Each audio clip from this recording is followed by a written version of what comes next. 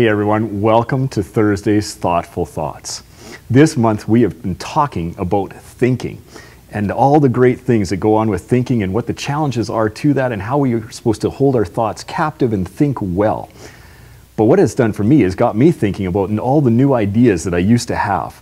I used to think it would be so much fun to be an inventor and come up with something new that the world has never seen before that everyone could use, and how awesome that would be. So I started putting that into practice this month. I started writing down all my new ideas.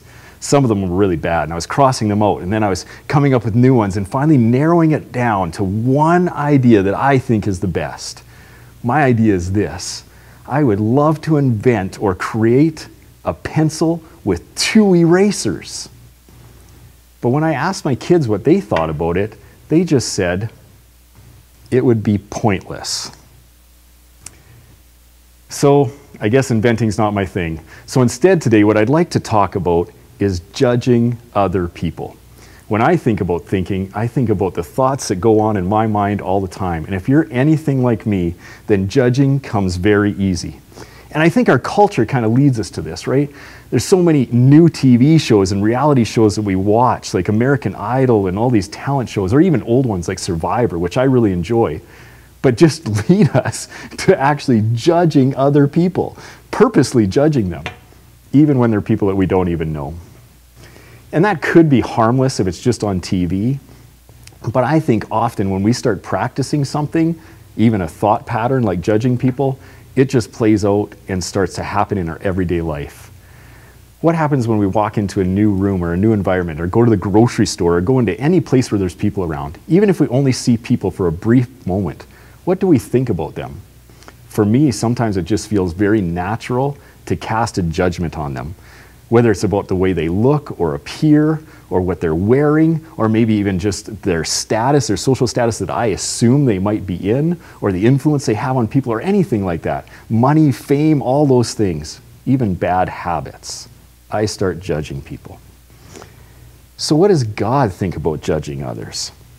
When we look at John chapter 7, Jesus is talking to some people about rules and the people who make rules and which rules we should follow. And he actually says this. He says, "Do not judge by appearances, but judge with right judgment." And I think for most of us, we get that if we were to judge somebody based on their appearance, that could just get us into a whole bunch of trouble. But it's obvious, or easy for me to think anyways, well, that means if I judge them and then I play that out and my actions take over, that would be wrong. But the secret is, or that I think anyways, is what if I just judge them in my head? What if I just judge them in my inside thoughts and nobody knows about that? What could be wrong with that, right? Well, actually, Jesus has something to say about that too. In Matthew chapter 7, he says, "Judge not, that you be not judged. For with the judgment you pronounce, you will be judged, and with the measure you use, it will be measured to you." Okay, that changes things drastically, because that means whatever judgment I use against somebody, God is going to use against me. That if I judge somebody on the way they look, or the money they have, or the bad habits they have, or any of those things, that God's going to use that same judgment against me. And I know that that's going to get me into a lot of trouble, because there is no way that I can measure up to any of those standards that God would have on any of those things. So this has a cost. Judging others costs me. So Jesus takes this pretty seriously. But why does he care so much about judging other people? What other than the cost for myself does that have? Well, I read a really good C.S. Lewis quote the other night as I was reading in bed, and I thought it was awesome. And basically it said that if we believe, or if we're followers of Jesus, then we believe that every person is either going to heaven or to hell.